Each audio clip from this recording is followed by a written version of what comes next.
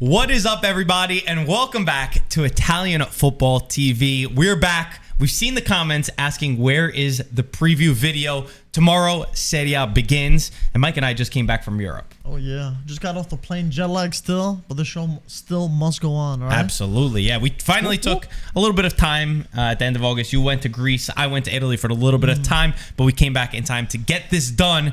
This Serie A season is going to be, like, insane. It's a lot of moving parts, right? Because we've had a lot of big players leave, right, for big money. But for some reason, I see a lot of big young talents this year that I think are going to break off. We've had 4 different winners in 4 years.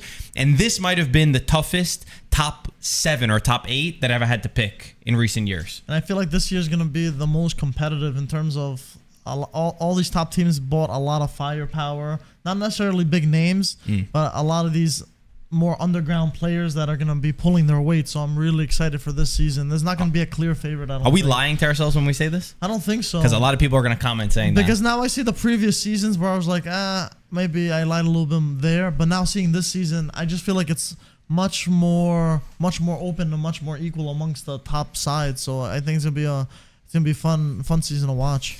I don't know. I see some young players, and what we're gonna do. The format is we're gonna go through the top 7 or top 8 teams, and maybe a little bit more, and we're just gonna deep dive into what they've done in the offseason, what our expectations are, and then at the end of the video, we're gonna predict 1 through 20, and of course they're gonna be exactly in order and perfectly correct. Top goal scorer, MVP player, dark horse team, surprise player of the season, coach of the season, and then 3 youngsters to watch out. So stay tuned to the end of the video. But Mike, let's start off with Napoli, the reigning champions. Of course, we got to start off. They haven't had like the biggest names come in. They haven't had like a huge transfer market. I think partly because they haven't needed to.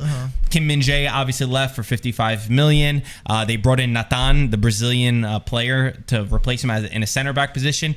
He's looked a little shaky so far during the preseason. Other players that they've brought in, who it's not official yet, but I'm very excited for him, is Gabri Vega. He's a talented young midfielder from Spain. It seems like the deal's going to get through, and they've actually been out a lot of big teams to be able to get him. But basically, the biggest change is Luciano Spalletti is no longer there, and Rudy Garcia takes over. Yeah. What are your expectations? This one's a little shaky for me because they sold Kim, but they did end up keeping Oshiman and Guevara. So I think those were the biggest things in the mercato. And they brought in a couple players that are yet to be proven. But I do feel like that Rudy Garcia taking over Spalletti, I'm a little skeptical with that, to be honest. Why? Because I guess you could say the same thing. We're skeptical with Spalletti coming over and playing. But then again, he didn't have the pressure of fighting for being defending champs. And now that's what Rudy Garcia does. And we've seen him in the past in Serie A with Roma and stuff, how people had some nuances with him and had some problems with him. And I think he has a big shoes to fill, Of course. A team like Napoli just won the Scudetto, and I'm not sure if he's that coach capable, if he's a top coach capable to go back to back with Napoli. I mean, in fairness, a lot of people said Spalletti was, always the bridesmaid, never the bride, right? Before that, I definitely think it's different, and they made the decision pretty quickly. I think it was like 10 days. Rudy Garcia was not like the main name. I think Luis Enrique was one a lot of fans wanted, and ADL had said that he chose a coach that had the enthusiasm to take over the project, who played the same formation or virtually the same formation, because the 4-3-3 is what Napoli's built for. And also, and I think this has played a key part, because I remember watching the press conference and he said going far in Champions League. And by the way, if you do watch a full clip, ADL says that he went to the final of Champions League with Lyon, but he didn't. He went to the semifinal. He knocked Man City out, and Rudy Garcia had to correct him. That's one other thing that De Laurentiis is key on. He wants to defend the Scudetto, but he also wants to go further in the Champions League, and he thinks this profile of Rudy Garcia can do that. The pushback I could give on that is that this Napoli team, besides Kim, which is a massive factor, is unchanged, and their best mercato was not selling Osimhen and keeping Kvaratskhelia. So besides that, there's not too much that you can do to add to this team. You sold your best defender. Which is huge. Napoli had a very good defense last season, so. But if one thing Napoli has done, and also they lost their sporting director, Giuntoli, the one good thing is that they've proven time and time again that even when they are able to sell, they have a project where they can replace players. You know, they make what the big saying is, like, they make 4 quarters into a dollar, they make a dollar into 4 quarters, whatever it is. So that's what they're doing. I think Gabriel Vega could also be massive, you know, pushing forward in the midfield if the deal gets done. Anything else about Napoli? No, I'm just, to be honest, the biggest thing for me, even besides Kim, is not keeping Spalletti. I think that's a big blow. Yeah. Well, I always think about that's a tough one, man. He did so much, and he went far in the Champions League. I don't know if Rudy Garcia could do it. I always remember Milan when they had to defend their Scudetto last year. I don't remember which player, it might have been Ibra or somebody else, that said it was very different when we were the surprise of the Scudetto, the surprise of the Campionato. It's much more difficult when we're the defending champions because we have a target on our back. Yeah. And Antonio Conte, who's a coach that I love, and whether you like him, whether you don't like him, he's a serial winner. He's won virtually everywhere he's gone. He always says winning the first time is tough, but consistently winning and winning the next time is even tougher. Sure. And I think that will be the case for Napoli. We're going to save exactly where we think that they're going to go for the end of the video. Where do you want to go next? Do you want to go with Juventus? Sure. Jump right into it. Juventus is a strange one, man, because we know they're not in Europe now, so they can fully focus on the league. But expectations are higher now. Expectations are higher. They did also sell Di Maria to Benfica, and in replacement and Di Maria did very well for last season. He proved me wrong. I didn't think he'd do that well with goals and assists. He was great. One of the better attacking players you've had. And replace them with Weah. I'm excited for Weah, but he also has big shoes to fill. Di Maria had a fantastic season. But they're going to play very different positions. You can't compare Weah and Di Maria. They're switching to a 3-5-2 formation, and Weah is going to defend a lot more. But the input of Di Maria, who's going to be... You're going to have to replace those goals and assists. Well, the replacement would be Berardi if the Berardi deal gets done and they go 3-4-3. And I think it's a very different Juventus with Berardi. And I've jumped back and forth between Domenico Berardi, and I know we're doing Juventus preview, but whatever, we'll give Berardi. I thought he was really exciting. I was so disappointed in his mentality to never want to take the jump and only stay at Sassuolo. That's just personally. I was like, okay, I judged him for that. But he consistently put up goals and assist numbers that were so spectacular for Sassuolo. Then I can never get the image out of his miss for Italy against North Macedonia. It is what it is. I've always held it against him. But I do think he would provide so much service that Juventus do need in the attack that he'd be a great addition for them. And I think that they need him to get to that next level. I know it sounds weird to say Berardi is needed to get to the next level, but I actually think that a trio, a front three of Chiesa, Vlahovic, and Berardi could do some real damage in Serie A. In Serie A, Berardi's a very good player. He reminds me of Immobile. He's a great Serie A player. He puts up those numbers. He knows the league very well, and he puts them away when he needs to. He's been doing it consistently, so you can't say anything. And he's been the big man for many big moments for Sassuolo when they needed him, especially against the bigger teams that Sassuolo faced. So this Juventus team, when I look at it, it's virtually untouched. You know, it's a 3-5-2 formation. Weah is the new man who he got a lot of headlines, and loves to attack. That's by nature the way that he likes to play. He even said that he's played as a number 9 in the past. He's going to be very defensive. He's got a lot of defensive duties in this 3-5-2, and he's got to learn to adapt towards that. At the moment, it's Chiesa, Vlahovic up top, which if one of them leaves by the time the end of the season, for me, my prediction of this is completely different. It's so contingent on them. The best news is that for me, and I sound like a Galliani when you say this, but Chiesa is going to be like a new signing, in my opinion. We were there in Los Angeles when we were watching them train.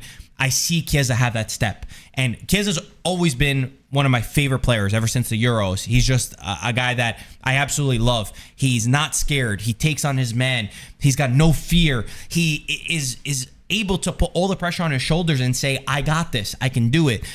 Last season, after his injuries, when he came back, I didn't see the real Chiesa. I saw Chiesa that looked scared, that looked slow, that wasn't able to beat his man, that looked like he didn't have that extra step. But throughout this preseason, I've seen the real Chiesa come back. It's still early to tell. This is the defining season of Chiesa. And the great part is that I don't love that he's playing as a second striker. I like him on the wing better, but at least he's not going to be playing as a wing back right now, according to a lot of the rumors. He needs to be closer to goal where he's able to provide assists and he's able to provide goals. That's where he's deadly, and I think Chiesa is the star of this team. Yeah, I'm not convinced with him playing a second striker. I do think he plays better out wide, but I still want to see him. He's looked pretty good in preseason so far. I do want to see how he is if he ends up playing there. If they don't end up getting Berardi because things change from there. And like we know Chiesa is great. He scores goals. He does a lot of things. He goes forward. He's not scared. But time will tell. To be honest, for Juventus Mercato and the formation that Juventus will play. The best signing that they made was getting Giuntoli in the summer. We have a whole video on that. Link in the description if you want to watch it. It's year one for him, and he's slowly building this squad. And I think he gets kind of like a year of being like, hey, I'm still feeling things out. He came late into the Mercato, so he wasn't able to have all the decisions that he wanted to make. Allegri wasn't the coach that he brought in. And the reality is they're not able to spend money. They're not able to spend money unless they sell some of their bigger players. And we're seeing them that because they're not selling Vlahovic or Chiesa at the moment, whether they can't sell them or whatever it is that they're sacrificing a lot of future players. Iling Jr., Barrenechea, Sule, all these types of Rovella. They're having to sell them to make up these funds to try to reinforce the team, but they're sacrificing the future for right now. But it seems like that's the reality of the situation. Yeah, like I said, the Mercato still hasn't finished, so these are still kind of premature, but we still have to put it out because the season is starting, so there's no waiting.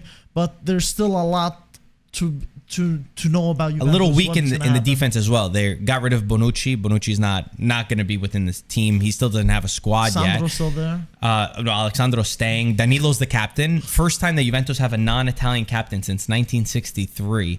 And they're also betting on Huijsen, the young player, the young 18-year-old. He's going to be with the first team because they have a pretty short center back pairing, in my opinion, in terms of the caliber. Gatti, they're betting a lot on Gatti as well, that he could play at that level. He's looked good, but I still am scared with the center back positions. But that's something to look forward to. Serie A too. Let's not forget they're not playing Europe, so that's a good point. There's more rest for the players at that. That's also why they've had to sell a lot of players as well, because you can't have a huge roster when you're playing in two competitions. Sure. Let's go to Inter.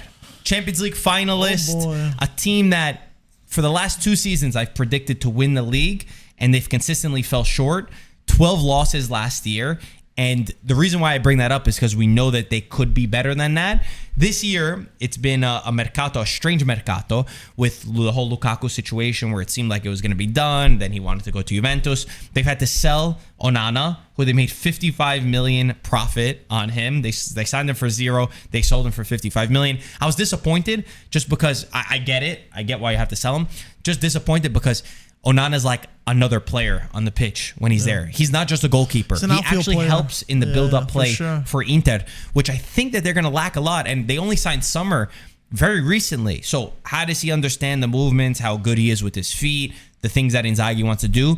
Those are some of the question marks that I have in terms of that. Yes, I think Sommer's going to be a step down in terms of the build-up play. He's not going to be for sure nowhere as good as Onana, but he's still a fantastic keeper. To be fair, almost any keeper is a downgrade to Onana with their feet. In that sense, yeah, for sure. But if you look at their other Mercato, they signed a lot of players. Dzeko left, we know that. And they signed Arnautovic, which is pretty much identical. Spent so much so much, but 10 million. He's a perfect replacement for him. And he's someone that scores for Bologna. He's that big kind of striker that you need to replace him. But he can't be the only guy that they bring in for me still. I know they got Thuram. Thuram is there. I know. They got to get rid of Correa, offload Correa, and get a striker. Still, that's my only fear because Thuram's not a proper 9. That's true. He's a little transformed. But also, a big one is Cuadrado, who's going to be a great substitution off the bench. Yeah, I agree. Comes with off for Dumfries. Dumfries. It's incredible. Perfect position. And also, Carlos Augusto. Amazing.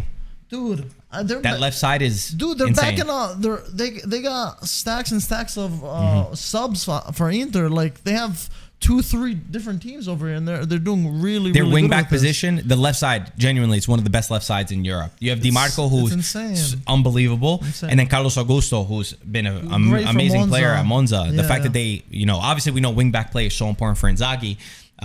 Super impressed that they were able to get that deal done. They had problems getting deals done. Samardzic, which apparently it's off at the moment. He would be a great addition. But their best signing, and this guy, I'm telling you, I mean, I'm giving up who my breakout player is going to be, but Fratesi, I'm telling you, he is a problem. The way that he breaks the line and how deadly he is from inside the box, he is going to score so many goals. He's going to outscore some strikers in Serie A. if you just see how he plays as Sassuolo, he bombs forward. Like, he's dying to score. He runs back. He's gonna be a great addition to this Inter side. Inzaghi's gonna love him. It's perfect for counterattacks. And he's been screaming for a bigger club the past couple of seasons. So I really think he's gonna grab the ball by its horns. And it's a perfect system for him as well. I know that he's not starting in their first game tomorrow. I mean, according to a lot of the reports, but I'm telling you, he's gonna get a lot of space. They added key depth. They do need a defender still. They're looking at Pavard at the moment because obviously they've lost key players in the back line. That'd be really good. If they manage to get Pavard, their mercato's pretty much Pavard perfect. and a striker would be amazing. Yeah. I got a question for you. You're gonna say no. Let's hear it. You're probably gonna say no. Most people are gonna say no. But at this point, no. Let's say we get to we're August 18th. Lukaku still doesn't have a team. I know the bad blood. Would you take him back? Well, what are the wages? What's everything? No. The deal that they already had agreed. He's so weird with Would you put things aside, or is it too much now? The thing with stupid interviews, he ruins everything. I don't know if he ruined the relationship or the locker room atmosphere. If he honestly didn't ruin any atmosphere of relationship, which I doubt, I'd keep him. But he definitely did. That's what we've I'm already saying. seen with Zanetti and stuff. That's what I'm saying. Well, I wouldn't. 2 seasons ago, Lukaku, I loved him so much, but he seems like a different person. I don't know what happened with him. He lost his mind. Yeah. I think the key for Inter this year will be focusing on the smaller matches. Like I said, 12 matches that they lost last year, and when you look at the games that they lost: Udinese, Bologna, Spezia, Fiorentina, Monza. Okay, yes, Monza was punching above their weight a lot of time. Fiorentina is a good team, but those are not losses that you could get. Some of the ties that they had: Sampdoria, Salernitana, and I'm not even going through the entire list. The real problem, and I remember Bastoni giving an interview saying, or Mkhitaryan saying, they lack concentration in the smaller games. In the big moments, we didn't need to be motivated. That is the key for Inzaghi, because for me, the last 2 years, he's had the better team on paper. He should have competed and gotten closer to the Scudetto. First year against Milan, for sure, he threw it away. Okay, that's your first time at a big club. Last year, Napoli were spectacular. They should not have been as far as they were. They showed their quality in the Champions League. This is the year. I'm judging Inzaghi heavily on this season and how close he gets to that Scudetto, because he's a great coach, but in those small games in a league, you need to be able to motivate the team in the proper way. I don't know if he's a top coach. I feel like he's a kind of coach that starts off slow but finishes strong, because I remember last season, I kept saying in the first half of the season, and towards the middle of the end of the season, I was like, Inzaghi's not going to change. He's going to be like this. And then he started doing very well. He started catching up. I guess in the Scudetto, it was different because Napoli was just steamrolling through everyone. But in the Champions League, he got all the way there. You got to give him his respect. And I mean, you can't say outplayed, because if you don't score, you really don't outplay a team. But they went toe-to-toe to Manchester City. I think so. And if some things happened differently, we could have been seeing a different result. But this is the year for Inzaghi. If he doesn't do it this year, There's no more. It also depends how he does it. There's no more excuses. For me, it's also the how too. It's like you can't be that far away. You can't not be in contention. If Napoli had a spectacular year and things went well, I don't know. That's my judgment on Inter. We'll get to it after. Let's go to the other team of Milan, AC Milan, where they had such a weird summer. It started off in terrible fashion, losing Paolo Maldini, symbol of their club, and also just like out of nowhere, blink of an eye, Maldini's gone from the club. Also, the way that they did it was not good. The communication, I didn't like it from any of the sides. And I was ready to slate Milan. I was like, they're going in the opposite direction. They don't understand the importance, too much analytical base, too much stat based from the American ownership. And I have to say, I've definitely taken a step back from that. And I think I was wrong to initially think that. They sold Sandro Tonali for the 80 million euros and funded basically their entire mercato, and made the team overall so much better. The Tonali move, I know Milan fans were disappointed in it. I get that he's a lifelong fan. I get the grinta that he showed. I understand all of that. Getting 80 million for him was a steal and a half. A steal and a half for what he brings on the pitch. And you literally made the team better with him by losing him. I would say Inter had the best depth mercato, but Milan had the best core mercato. I think they got players that they really needed in the position they needed, and that Tonali to me was a no-brainer. I think he's gonna be missed a little bit just because he felt like he was like a bandiera to the team, like they thought it was gonna be more. But it's impossible to reject that much money, and we're happy for him. He scored his first goal for Newcastle. We hope all the best for him. But he fits the Premier League well. Yeah, he fits it good. He's a physical kind of guy, box to box, running back and forth. But I do feel like this Milan has some good replacements over there. Now they have a quality right winger, right mid. They have someone in attacking mid. They got players that can come off the bench.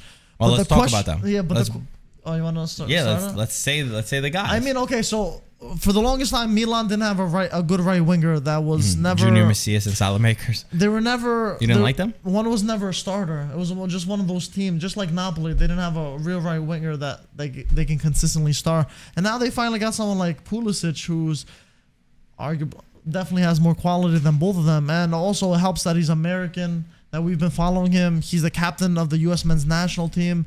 I think it's wild his pull, by the way. I've met so many people. I'm flabbergasted that I've met so many Americans that are coming up to me that saying they never watched Serie A and they're Milan fans now because of Pulisic. He's like the LeBron James. Oh. That's an epic video. I couldn't hold it. That was hilarious. I still watch it sometimes. The only thing is, Mike, we got to see if he's even the starter now because At first, of course, he was going to slot in, and they're also switching formations to the 4-3-3, at least to start. And then they got Chukwueze, who's extremely talented. They spend around like $30 million for him or something like that. He's going to be fun to watch. He's going to be so fun to watch. He's going to be lightning fast. He's going to be a great FIFA player. That's for sure. But I think that Chukwueze, Pulisic, Loftus-Cheek in the midfield, Reinders, who I think Reinders is going to be an amazing signing for them. I was reading that he, out of the top 10 leagues, he's the player who's played the most average minutes last year, 89 average minutes. So he never misses games. He's a physical presence. He's so good box to box. He's not scared to get stuck into challenges. He's extremely intelligent tactically. They also got Musa, another American player who born and raised in Italy, and then he left when he was like 8-9 years old. So moving to Milan for him is like a dream. Very smart on the ball, a little bit more technical because I think they have a lot of like grinders in the midfield and they needed a player like Musa.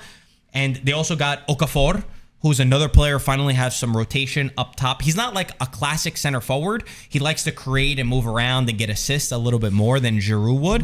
And then they have Luca Romero, who they got on a free transfer, who looks like a mini Dybala. That's a steal. He's not going to get a lot of minutes, but he's also another good rotational player who could have his moments, and 18, 19 years old.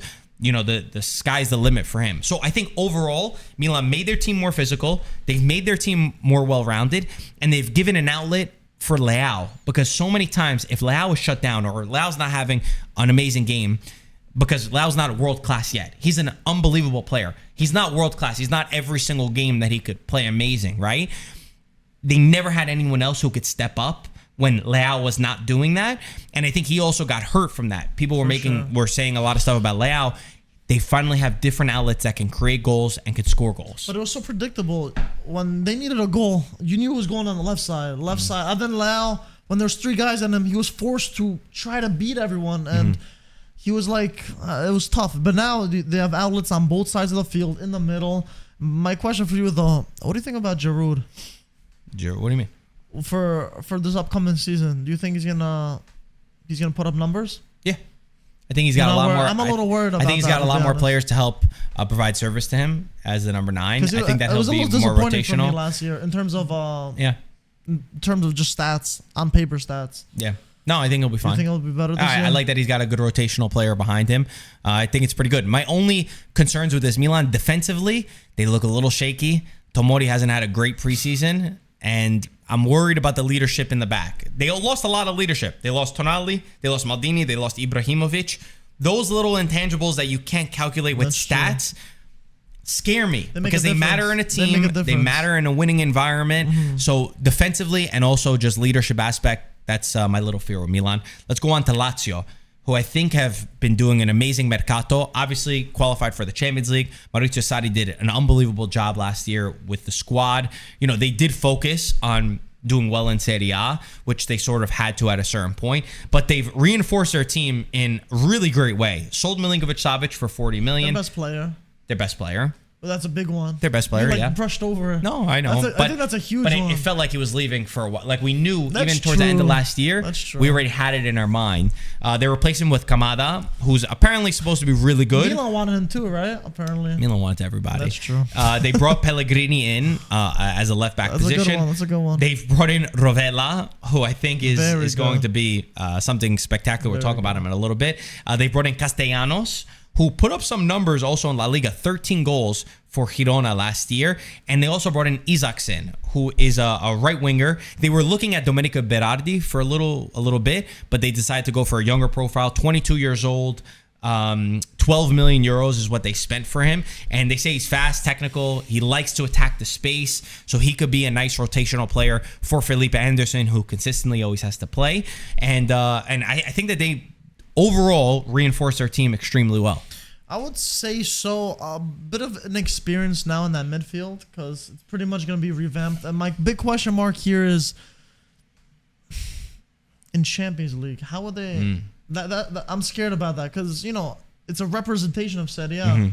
Will Sarri just, when he realized he's struggling, just try to hop off of it and try to lose a match like he did last season and just try to qualify again? Because I don't really merit his kind of behavior in that sense. I get, go for top 4. But if you're just going to play your second team and not really show your true self in Europe, I mean, what's the point? You gotta show something in Europe, right? They also might sign Samardzic. I should bring that up. They're in for him, which if they signed him, my gosh, what a mercato would be. You bring up a good point, Mike, honestly. And I think that, let's just say alternate universe. Now, Lazio only played one competition like Juventus do. I think they fight for the Scudetto. Yeah. Sounds crazy, but last year they had the best defense, one of the best defenses, if not the best. Solid goalkeeper, solid defensively. I think their midfield... Questions on how do they make up the goals and assists from Milinkovic-Savic. Up top, they consistently put up numbers. They got some younger players that are going to come in, and I think they're going to be players that do well. Sarri getting into the groove again another year at Lazio. I think they could have, but you're right. How did they manage all the competitions? How do they take it seriously? And we've seen this year how important it's been for Serie A. Next year, if we do what we did last year, Serie A teams, which I know we all lost in the finals, which we're not happy about, but if we put up those sorts of numbers, we get 5 teams in the Champions League next year. Yeah, they're changing up the coefficients now, so it's going to be much more interesting. You're right, man. That's a great point. How do they balance all of those things? But I think that they have a team that could be a problem.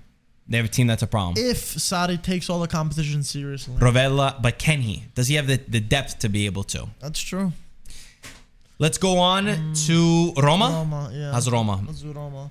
What a weird mercato for them too. It is a little strange. I mean, you can say it was a bit of an oxymoron because they fortified their midfield so much, but then again, their biggest problem of the season was an attack, and they didn't really... Not yet. Yeah, as of yet. They're going to bring in somebody. Yeah. As of yet, they didn't bring anyone in, and Tammy's still injured until 2024. For some time, and... Their starting striker scored a total of 0 goals in the league last year. We're going to have Belotti and Dybala playing second striker. I don't know how that's going to be. But that midfield, Renato Sanchez and Paredes, who we've seen there before, I think they're going to do a lot of work in that midfield. If they stay healthy. I'm a little bit nervous on that. We need Pellegrini to have the form he did 2 seasons ago. Because if he had last season's form, good call. It's going to be a tough, long season for Roma. But if he was 2 years ago, he needs to step up. It's going to be great. Because he has workhorses behind him. So I think that's going to be a huge part of his game. Where he doesn't have to, hopefully he doesn't have to play in that regista role and he can play more freely in attack where I feel like he fits better. Because I think he's that more creative kind of player that has the vision, that could shoot, that can assist. And let's not forget about his free kicks. So I think that's a big part of it. Talking about creativity, they also added OR into the mercato. They got him early on. They got him very early, and I think he went under the radar because of that. But he's super technical. His link-up play with Dybala will be important. I think that they needed more intelligent, technical type players within this squad. Players that see the game in a different way. For me, it's always and only been Dybala who was able to really see the bigger picture of the thing. Because he was last season. There was no one. Their chances created were very low, and he was one of the only outlets, similar to how Leao was for Milan. And now, if they have these kinds of players in this team, I think that's going to be one of their biggest problems they're targeting. So I think this is a huge thing for Mourinho to do, because we all know that's what Roma's biggest problem was: goal scoring and the chances created. It's just such a weird mercato because, like, we're praising them, right? But then at the same time, they're not able to spend money. They're in this position where, unlike other teams, because the reality of the situation in Italy, we know this. We said it. I mean, you have to sell off big players because no Italian teams can go out there and spend money. The only teams that went out there and spent money are who? The teams that had a big asset that they were able to sell. Atalanta sold a player for 80 million. Milan sold a player for 80 million. Inter sold Onana for 55 million. Roma don't have anyone in their squad that they could sell for a big number. Money. They don't have that. That's what funds mercatos. The only guy that they sold, and I can't believe they got 30 million for him, is Ibanez, which is great. Saudi money. Which, okay, but that doesn't do too much for you, 30 million. That's true. They're not able to, they worked all summer for Scamacca and then got him stolen by Atalanta in the blink of an eye. So it's a little bit disappointing for a team that has the ambitions, that has Jose Mourinho, to not be able to go out there and really put a team of quality at his disposal. I think Ndika also could be good in the center back position, but they're still lacking in some. They lost Matic as well. They lost Wijnaldum. So Matic was an important part of the squad as well. But again, the number 9. If you were replacing, I'm saying this right now, with Zapata, I mean, come on. Zapata has not consistently been able to be healthy, consistently been able to score goals in too long. Last year, he did nothing for Atalanta. Well, he's out for so long. Okay, so you can bet on that. They have no striker if you get Zapata and he's injured. What do? Your only piece of gold is Dybala. But if you do that, Dybala, Tammy, and Zapata, they're all injury prone at the end of the day too.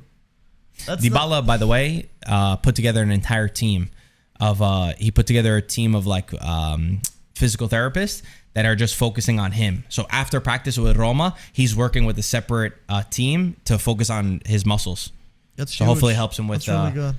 With his physical quality. Because if he's not there, Roma's just not the same team. So I'm not saying that they didn't get better. I'm not saying that we're not happy with some of the moves. All things considered, yeah, I think they got good players and they had to convince them to come to Roma.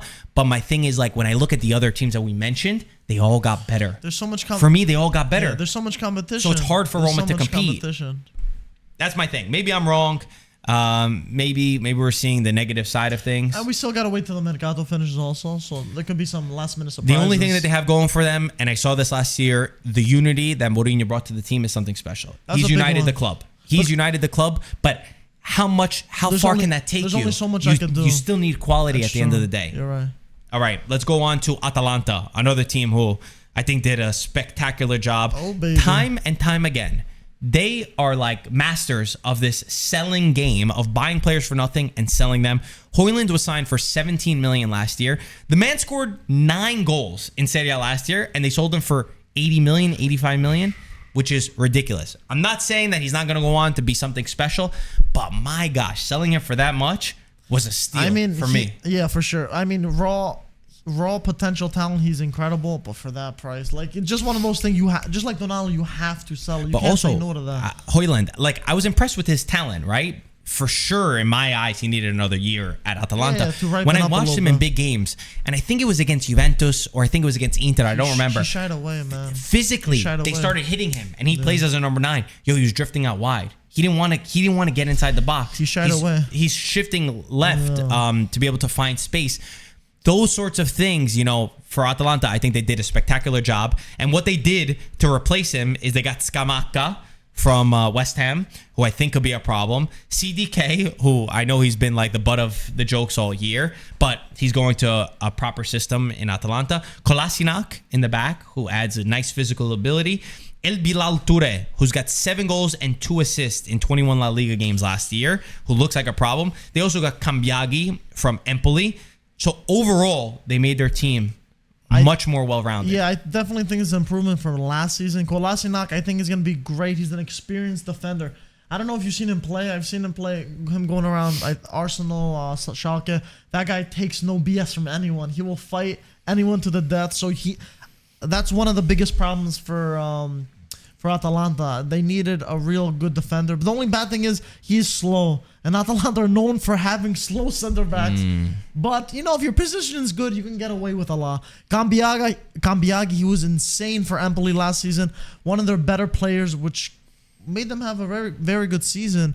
And CDK, first of all, Gasperini just knows with youngsters, everything works under him for some strange reason.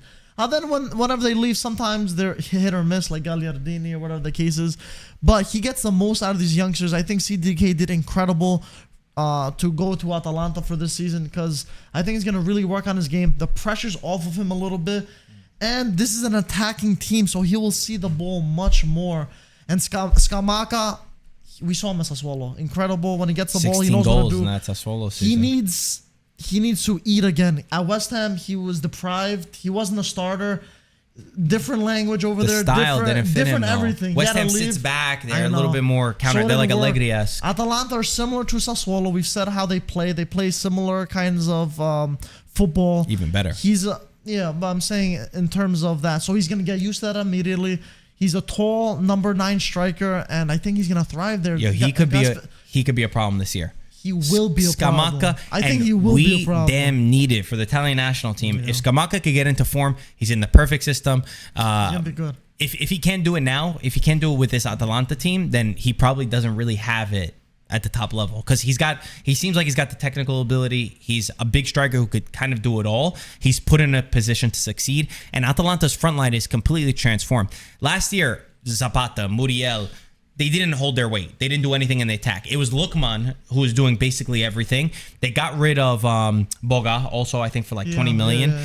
Who, okay, it's perfect. He didn't really fit their formation and the style they want to play. Højlund scored 9 goals, so they needed to add goals up top, like strikers scoring goals. So I think they did that with Bilal Toure and with Scamacca. They conceded a lot of goals. They finished 5th, but they conceded the 8th most goals.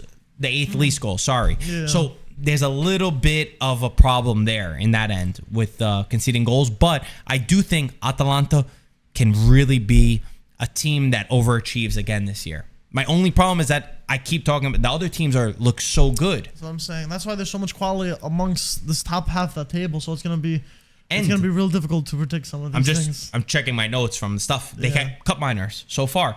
They've held it off. They wanted 50 million from Napoli. The man is a problem. 10 goals and 4 assists last year. No midfielder had more than him. Even Milinkovic-Savic didn't have more goals than him. Yeah, they always had that firepower. They just gotta leaking less goals. Okay, so before we give our top 20, let's talk about one other team. And because I have so much to say about them, Fiorentina, who, again, winners of this transfer market. I think they did things the absolute right way. Fiorentina last year they got to 2 European finals. I know they lost both of them. They qualified for Conference League because Juventus were eliminated from it. They played some of the best football. If you looked at the metrics, they were always like top 5 for possession, expected goals, chances created, pressure, like all important metrics on like teams that usually succeed. But they lacked a proper goal scorer since Vlahovic left. Cabral, Jovic, they never did it for me. They were good. Okay, Conference League. Okay, they scored a lot of goals, but not consistently in the Serie A. What they did, they identified that, and I think they got really good replacements for them.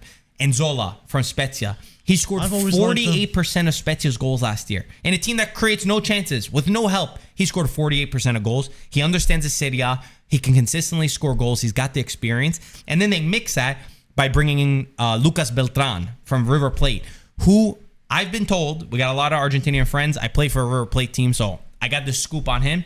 They tell me he is the next best Argentinian striker. He's the next guy that they're going to want to sell for 100 million.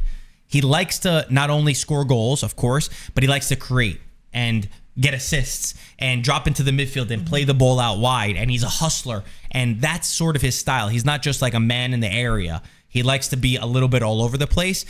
I think he's going to be a problem. Argentinians thrive in the Serie A. I believe that this will be the guy. The only negative I see is if Fiorentina weren't in Europe this season, I wish they weren't in Europe just so I can see them climb higher in the Serie A table. I feel like it's going to be a little of a disadvantage for them trying to juggle Europe also for a team like them. They made their team more deep, though. They have alternatives now. They got Sabiri also, Parisi in the left-back position. But they're also going to lose Amrabat, their best midfielder. That's gonna be a big hit. So that's why adding Europe into it, the mix is... is tough. I want to see how they're going to balance it out like last season. But if they didn't, I just feel like they'd be a monster in the league. They just get ready every week to play all the teams. Italiano So we'll also, see. I think that he's done an amazing job with this Fiorentina side. Yeah. And I think finally he's got that step up in quality. Like he's got the technical type of players that he really wants within the squad. Parisi also, as a left back, the only players who had more take-ons, more one-on-one dribbles were Kvara and Leao last year. And the guy's a left back. They beat Juventus to signing Parisi because they wanted him that bad. He'll alternate with Biraghi because of the competitions that they still have. Sure. They also got Artur, who's a risky one. I always believed in Artur. I think that at Juventus, it didn't work out for one way or another. Physically, he struggled. He says that Italiano is the reason why he went there, and Italiano believes in him. If he could revive Artur, he's definitely got the quality. He hasn't always been able to put it into practice. But this Fiorentina, I like the Mercato. They blended the young players that have potential and upside, but also some experience that I think will guarantee you goals. It's so hard to say where they're going to finish. Just because of the other teams there. It's that Europe for me is killing me. Still?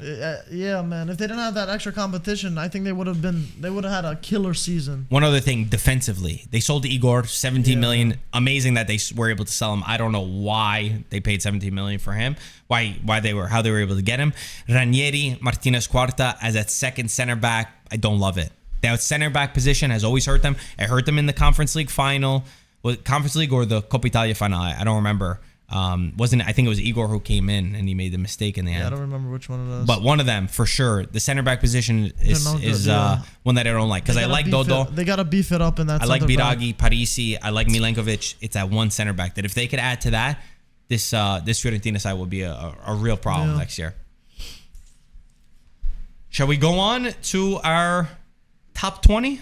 Yeah, let's go rankings. Frosinone, I have them relegated. Even though they won Serie B last season, their Mercato hasn't really caught my eye. The players that they have, I don't think they're Serie A ready. And unfortunately, they're going to be the first team relegated. Di Francesco, I think he's like too cute for this. Like, he's going to try to make them play beautiful, all this stuff. They got a bunch of guys that don't have Serie A experience. I agree with you.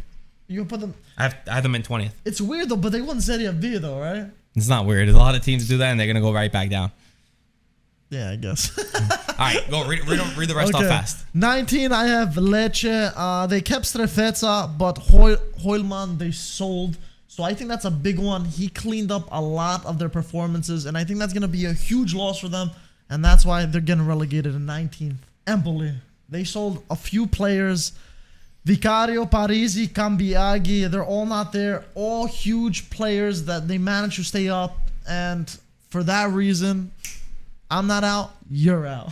So you got Empoli, Lecce, and Frosinone as your bottom three. Yes. Okay. 20th place, I got Frosinone. I already said my reasons. Yeah. 19th, I got Hellas Verona. This is the moment, Verona, you go down. You've been making bad decisions for too long. They remind me of Sampdoria, who, they got saved on the last day. They barely made it. You're going down because you've made awful decisions from back to front. Marco Baroni. Wouldn't surprise me if he's the first coach that's sacked. They sold Tameze. They had a great project, guys. You had a great project with Juric. You let him go because you had no ambition. You got Cioffi, who was a disaster. What did you do? You got Bocchetti, who didn't even have a license to coach. Then you got Zaffaroni, and now you got Marco Baroni. Verona, I'm not saving you. And then 18th place, I got the same as you. I got Empoli. I like Zanetti a lot. I do. I love Baldanzi. He's one of my favorite young Italian players. Not going to be enough. This is a little bit of a risky one, though, because when you look at the other teams, you probably could put another one there. For sure. Empoli's not a standout like they're going to go down, so I'm surprised that we both had Empoli. Just because I think their key players that they managed to sell, they were big starters for them. That's what made me keep them down. Okay. 17, I have Verona. I think they're going to manage to stay by the skin on their teeth to keep it there.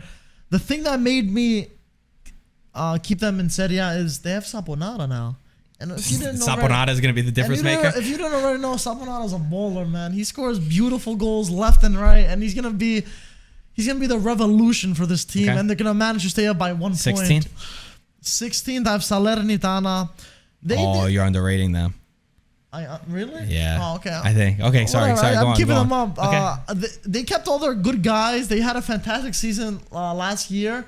And I don't think they're going to do as well, but do enough to stay. Okay, we got a really big difference. Okay, cool. Yeah. Go on. 15th, I have Genoa. Okay. Genoa came from Serie B. We all know that. And I think Retegi's going to be a very good player. I think he's going to have a really good season coming from Argentina over here. And then maybe be a starter for the Italian national team for how good a season is going to be. So big ups to them. 14, I have Cagliari, Mr. Dilly Ding Dilly Dong. I think Cagliari having a very excited team. They bought a lot of players. Lapadula was on fire. I don't know how much Serie B you saw last season, but Lapadula was incredible last season. He's a bowler. Augello, the guy, Nandes, who's a Serie A player, I still think, even though when he was in Serie B, he's great. Yankto, they have Shomurodov, which I think he's going to improve this season.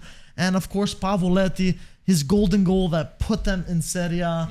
And they have a lot of good youngsters. Luvumbo, Kurfalidis. We're going to see some good football from them. And I think Ranieri's going to surprise a lot of us this season. Okay. 17th, I have Lecce. I think Lecce gets saved with D'Aversa. They were able to keep Baschirotto, who I really love. Lecce embody that southern spirit. They're tough to play at home. When I look at a lot of the results they got last year, they beat Atalanta twice. They beat Lazio. They tied Napoli, Milan, Roma, and Lazio. And then they lost by 1 goal to Inter, Roma, and Juventus. So they were a tough team to play against. Huymand, I absolutely was so sad that they lost him. From 170,000 that they bought him for, they sold him for over 20 million, which is incredible business. They kept Banda, who I think is also one to watch. I think he could be a breakout player. And the reason why I kept him up is because Corvino is a great sporting director. He knows how to build teams. I don't believe he'll get Lecce relegated. That is 17. In 16th place, I put Cagliari. I say that they stay up because the experience that Claudio Ranieri has. I don't see them going back down. Despite looking at their team and not being the most impressed on paper with their squad, I think that Ranieri, he still has that spirit of such a young guy. Yeah. And the fact that he got them promoted and he's crying, it shows that he really is a true lover of the game, a lover of football. And that's why I have him guiding them to salvation in 16th place. 15th place, a club that I'm so disappointed in is Sassuolo. Sassuolo, destined to always be a small club. That's what Sassuolo are. You had expectations. You could have been like Atalanta when you were qualifying for Europe, when you're finding all these great players. I'm going based off of selling Domenico Berardi, which if they do, they'll sell Berardi, Fratesi, too much for me in one window. And I like Dionisi. He likes to attack a little bit too much. I think defensively they're going to get caught out a lot, and I don't think they'll make it up with goals with Berardi and Fratesi not being there. And also Pinamonti never really got to the level that I expected Pinamonti to get to. 5 goals, despite having so many great players around him. So Sassuolo, I got you at 15th place. 14th place, I have Udinese. Don't really see too much improvement within the squad. I like Sotil as a coach. They lost a couple of big players like Udogi, Pereira, Nestorowski, Becao. So far, they've kept Beto, who had a lot of teams that wanted him. They brought in Lorenzo Luca, who's an exciting young talent, but he hasn't scored too many goals. So keep an eye on him. But yeah, I think they're pretty much there. Let's do the rest. Let's do 13 to 10. Okay. 13th, I actually have Monza. They had a very good last season, but I think they're going to hit a little bit of reality this season. So I'm going to put them in 13th. Still a very respectable position. Yeah. We all know Carlo Augusto is leaving, so that's going to be a big blow for them. But, they're still chilling in the mid-table.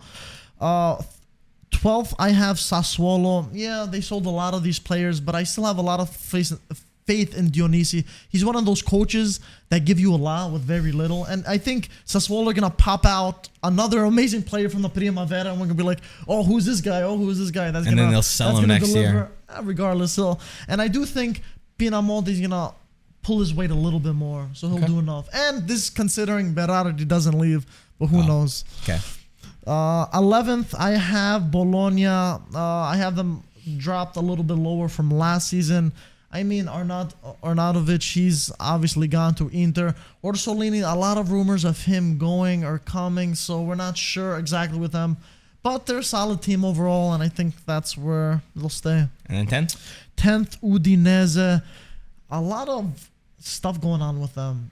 I think the biggest thing is Luka. He had a very good start with Pisa, but he kind of faded away. But maybe this could be a team for him that he can rejuvenate a little bit. I wonder how much he's going to start with success and Beto up top. I wonder how much he's going to start. But I feel like he's the kind of guy that's going to learn from those experienced kinds of attacker. Okay. And I don't know. I feel like he'll do good. Yeah, who knows? Okay, that's 13 for 10 for you. Also, Deulofeu was a big one. We don't know when he's going to come back. He's probably going to come back towards the middle of the season. He's having a lot of implications. True. But when he'll come back, it's going to be like a new signing. Our favorite say. 13. I got Bologna. I think it's tough for them to do much better than they did last year. They've kind of they suffered from some of the mercato, what they've had to do. I think Thiago Motta is a great coach. I love the way that he presses. I love the way his teams play. They're tough to beat, but it's kind of one of those things where I just can't see them doing so much better than last year. In 12th place, and this was my surprise one, I got Genoa in 12th place. And I know I'm aiming very high with this team. There's lots of enthusiasm around them. They've sold 25,000 season tickets, which is actually the second most in their history. The last time was 2009, 2010 with Gasperini when they were in Europe. So there's a lot of love from them, from their fans. And I don't know. I think that matters. Retegui, like you said, he's a killer. Coppa Italia, he scored 2 goals and nearly got a third one. He doesn't need a lot of chances to score goals, and you're not going to get that many at Genoa. They've also brought in Junior Messias, who's got experience in the Serie A, and they've got Gudmundsson, who had 11 goals and 5 assists in their race for promotion last year. Maybe I'm just excited. I have a feeling that Gilardino is going to be the next Italian coach that we speak of. I got Genoa in 12th place. Ooh, 11th, I have Monza. So I felt bad putting them in this position. I love Monza. Palladino's probably my favorite young coach. I thought that he could have made the step already to a bigger team. He decided to stay. They sold a lot of their players. Mike, like you said, Rovella, Carlos Augusto, Sensi. They're no longer within the team, which I think will hurt them. So it's harder for them to do better. Colpani is the one that I'm looking at. 24 years old, attacking midfielder. I think he could be important for the squad. For me, they still need a striker. I don't like their striker position. So that's where I have them so far. And Gagliardini doesn't really move the needle for me. I like D'Ambrosio, brought in the back line, that provides some experience that I think they need. So Monza I have in 11th place. And now my big surprise. 10th place, I've got Salernitana. I'm going all in on Salernitana. Paulo Sosa's team was unbelievable last year when he came in. He figured out to make his team not lose, and he was tough against the bigger teams. They were tough to beat. He transformed them. 9 games unbeaten is what they went once they got him, with draws to Milan, Inter, Napoli, and Roma included in that. They had a wild end of the season. He's getting a full preseason now with this Salernitana team that Davide Nicola is not there, who he started with them. Boulaye Dia was ridiculous. 16 goals last year. Koulibaly also in the midfield. He's an engine, a tank. He loves to run, and he's really good at breaking the lines going forward. Maybe I'm going a little bit too hard with them, but I don't know. I really I believe in the Salernitana team. I mean, coaches usually do good. Well, teams usually do good with new coaches, but yeah, they did a little bit better than expected for sure. But let's see. They are. I gotta take a risk. They're a gritty team, so it's gonna be fun for them to watch. 9th place, who you got? 9th place, I have Torino. They're just really good. Juric knows what to do. He's a Serie A veteran.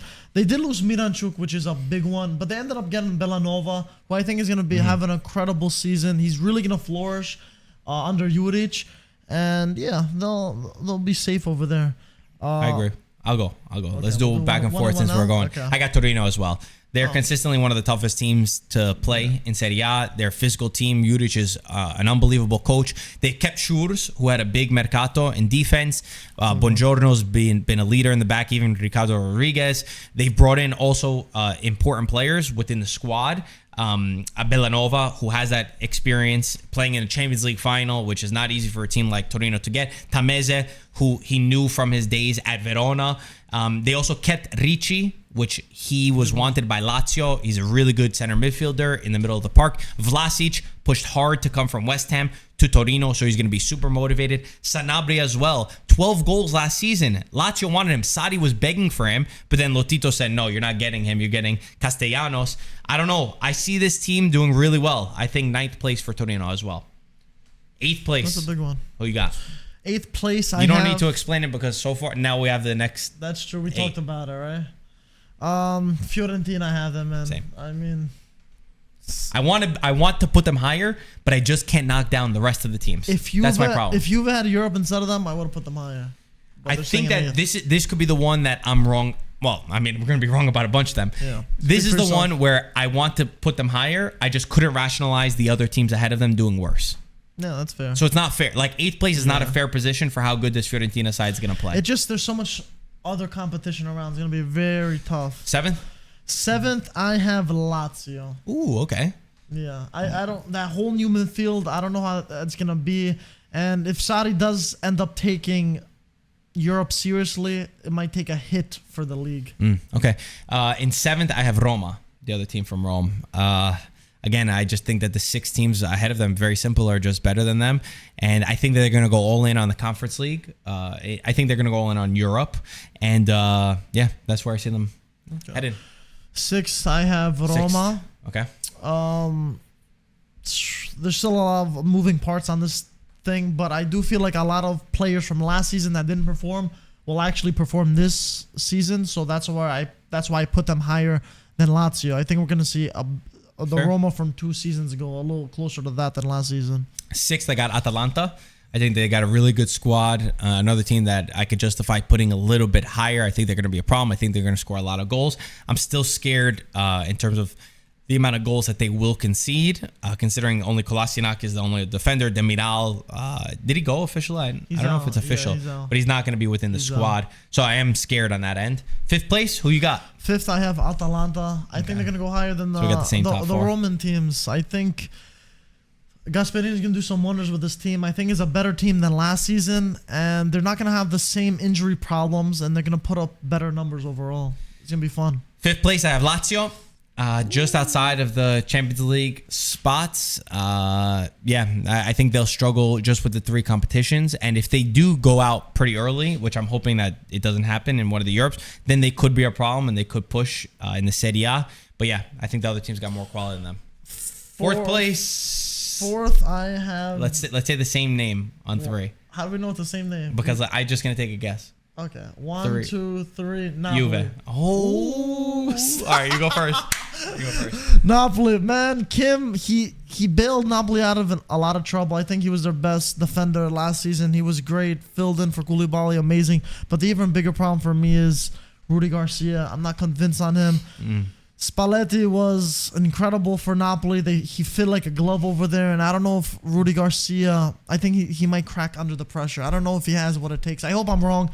I don't know if he has what it takes to manage a defending champion winning side right now. So 4th, I got Juventus. As I said, I think that even with the one 4th. I know, but you don't have Euro. Yeah, I know, but it's virtually the same team. Like I can't get over that. They play good. If they got Berardi, they could go higher. I don't believe in the Scudetto, fighting for the Scudetto. There's a lot of people that have them winning the Scudetto. I don't believe in it. I still think that they're far from that. I think getting top 4 would probably be a success at this point for them. They should have to fight for the top, but I don't think that they will. I think they're going to play basically the same way. They'll be better. They'll be better than last year because they're going to get top 4. And if Vlahovic and Chiesa do something special, which I expect them to, but dude, top 3 teams are better. On the field, they did get top 4. They got second. So okay, you can't say but it was still far away. Okay. But you still can't base it Okay, so they were top 4. So they were top 4 team. Did they get better? Okay, did they get better to be able to compete? Not playing in Europe. Why wouldn't they?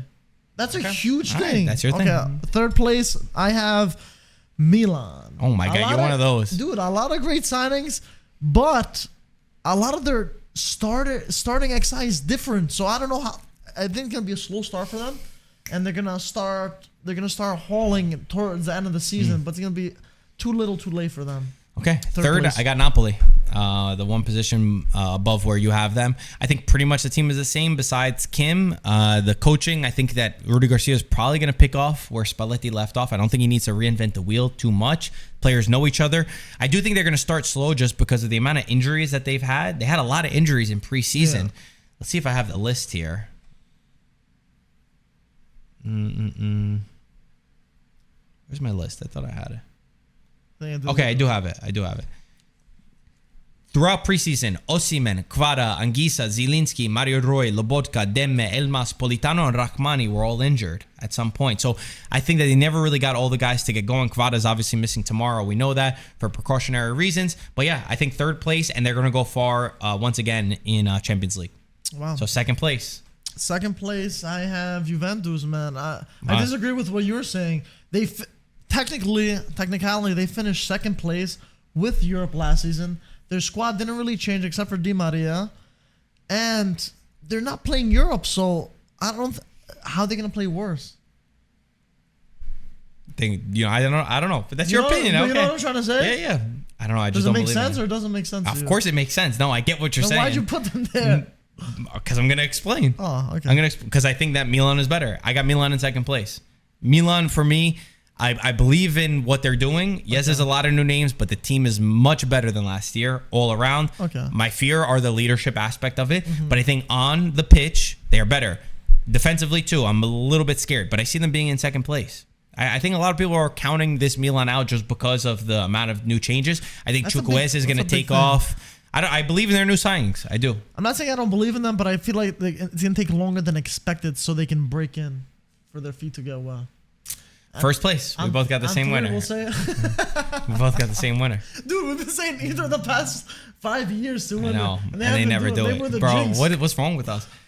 Why do we keep making the same mistake? All I'm saying is, Inzaghi is really your last year. Isn't the definition of insanity doing the same thing over again and expecting a different result? Yeah. So I was so much on the Inter train last year. And then I fell off of it when they kept losing all these games. And then they went to the Champions League final and went toe-to-toe to Manchester City. My thing's flip. Inter's the best team. For me, they're the best team. In attack, I'm a little bit scared. On paper. Of course. Listen, I think that all of these things, my top four, I'm not saying for sure that this is going to be it. Oh, I am, though. But you have to make a prediction. I'm not saying it's going to be a blowout. If you told me, if Milan win the Scudetto, if Napoli win the Scudetto, if Juventus win the Scudetto, it wouldn't be something crazy to me. Yeah. It's not crazy. But I think Inter's the best team. I think it's not going to be like last season. It's going to be a huge blowout. I agree. It's not going to be a blowout at all. I think it's going to be the last couple of matches that's going to decide this. But I do feel like Inter have the most depth from every single position. If you go position to position. Not center back, though.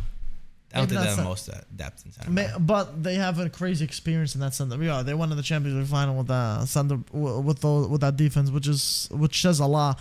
But if you look at they have a very good second team that could fight for a top 4 finish. So if they don't win it this time, Inzaghi, it's time to go, bro. You better resign. Okay, so I'm gonna say, you said not a blowout. I say 3 teams are gonna be fighting for the Scudetto on the last match day. 3 teams. It'll be decided. That's how tight I think it's going to be. And also, from 1 to 8, how confident do you feel your 1 to 8 is correct? I'm very confident. Really? Well, you're saying it doesn't switch around or it goes out of it? Like, switch around within the 8. I can switch around. I thought you meant like if the... Okay, I agree. I'm very confident that my 1 through 9 are going to be those teams. Yeah. 1 through 9, I'll say that too. I would be very surprised if it's not that. Yeah, I would say that. I would say that. Unless we get some crazy young bowlers that start picking it up in the... Okay, let's do last quick fire, very quick. We don't need explanations for these. Okay. Top goal scorer. Lautaro Martinez. Really? Okay, yeah. I got Osimhen. MVP player. MVP player. I also have Lautaro. Okay. He's going to win a couple and he's going to be MVP. All right, I got Fratesi. Dark horse team. Dark horse team. I have Genoa. Oh, that's a good one. Yeah. Genoa's a good one. I put Fiorentina. I know I only put them in 8th place, but I guess I'm throwing it in there like I think that they should go higher. If they fall, I don't know why. Am I crazy to think that they could get 5th place? Yeah. Okay. They're in Europe. Okay. Surprise player of the season. Surprise player of the season. I have Retegui. Ooh. Yeah. I got Scamacca, another Italian striker. Coach of the season. I have Gilardino. This guy's all in on Genoa. My God. I think Genoa. Jesus Christ. Bro, did you get bought out by 7 partners? You have Genoa higher than I do, which is crazy. And I was like, why are you putting so... I thought I put them pretty high. I put them 15th, which is very 12. Good for a team for coming from Serie A. Also, how the hell is Gilardino coach of the season if he finishes 15th place? How does that make any sense? Because he's going to play some good footy.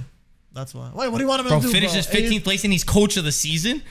That doesn't make any sense. Why not? It's not just about where you finish; it's how you play. It is where you're for coach of the season, bro. Yeah, I don't think it's that crazy. All If right, you play good I got football, Italiano. what's wrong with that? 3 youngsters to This watch. guy, forget it.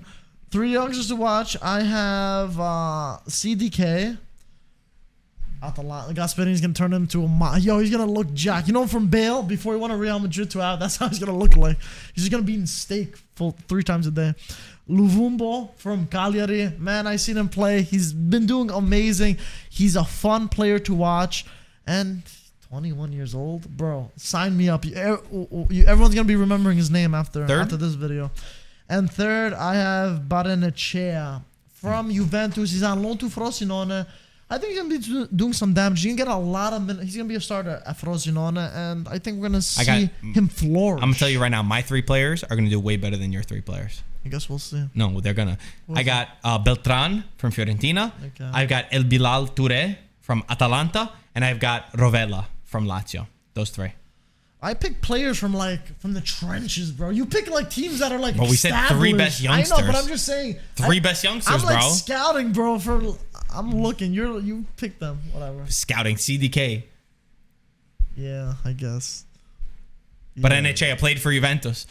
What kind of scouting did you do? Played for Juventus. All right, guys. This is our Serie A preview.